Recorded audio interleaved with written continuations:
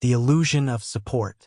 I never imagined I'd be the kind of guy standing in his kitchen, staring at a list of canceled subscriptions and deactivated accounts, trying to convince himself that respecting someone's boundaries wasn't the same as cruelty. But that's where I found myself. After 2 years of being her financial safety net, emotional rock, and logistical problem solver. My name is Adam. I'm 31, a civil engineer based in Portland. I live a simple life, structured, methodical, stable. I build bridges and roadways for a living. But the biggest project I ever took on? Trying to build a future with Lauren. And it nearly broke me. We met at a local coffee shop. She was tucked into the corner with her legs crossed on one of those reclaimed wood benches, scribbling into a leather-bound journal while sipping what I later found out was something called a pine needle chai with moonstone essence. I had never seen anyone drink tea that looked like it came out of a forest potion bottle. But I was drawn to her. Something about the way she seemed entirely unbothered by the world around her. Lauren had this aura of self-awareness and intention that made her feel both grounded and floating at the same time. I liked that she was different. Where I calculated risk and designed for efficiency, she chased vibration, healing frequencies, and inner child work. She taught yoga at a local community center, made handmade journals and t-shirts for Etsy, and occasionally led guided meditations over Zoom. She didn't make much money, sometimes none at all, but I respected the hustle. Passion matters. Purpose matters. That's what I told myself. When she moved in after about a year, it wasn't because of some romantic timeline, it was practical. Her roommates had cats, and she was highly allergic. The place I was renting was spacious enough for two, and I was already paying $1,700 in rent and about $350 in utilities. It made sense, or so I thought. From there, things just blended. I started but 3 days later we sat down on the couch. She wore her usual linen pants and a shirt that looked more like a smock. Cross-legged, sipping chamomile tea. She didn't hesitate. "I've been thinking a lot about my journey, about energy," she began, eyes calm, voice soft. "And I've realized that living here, relying on you, it's blocking me. I feel like I'm betraying my soul by not being fully independent." I blinked. It didn't sound like an accusation yet, but it also didn't feel like a compliment.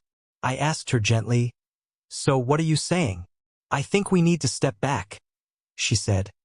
Looking at me like this was the moment of her brave epiphany. "I need space to grow on my own. I can't keep being dependent on you. It's not healthy for my soul." That one stung. Not because I didn't support her wanting independence. I applauded the idea. But the framing of me, after 2 years of paying for everything, as an obstacle to her spiritual growth, that's when something cracked. Still, I stayed composed. "All right," I said calmly. "If that's how you feel, I won't stand in your way." Her face softened. "Thank you. I was worried you'd take it personally." I didn't respond, just nodded. But the next morning, I took her at her word. I contacted my landlord and had her name formally removed from the mail. Not hard, she was never officially on the lease anyway. I canceled the recurring grocery plan, removed her from the family phone plan, took her off my car insurance, disabled the Apple Pay account she'd been using.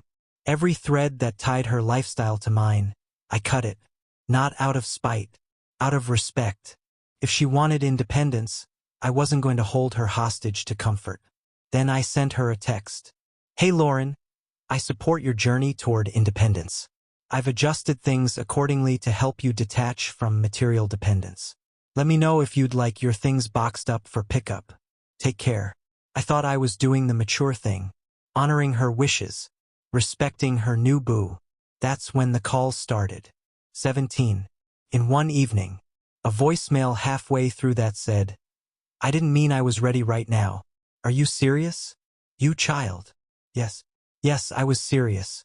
Around 9 p.m. she stormed into the apartment. Not with bags or apologies, but fury. She threw her keys onto the counter like she expected them to still mean something.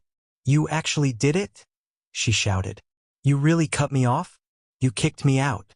I stayed calm, leaning against the counter, unmoved. "You said you needed space. You said depending on me was blocking your growth. I'm removing the block." She blinked, furious. I didn't mean this.